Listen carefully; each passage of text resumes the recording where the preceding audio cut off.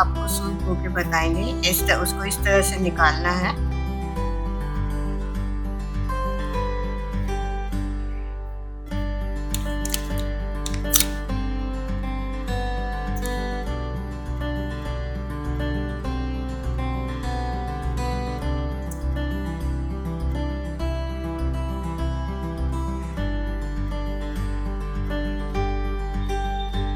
और इस तरह से होता है।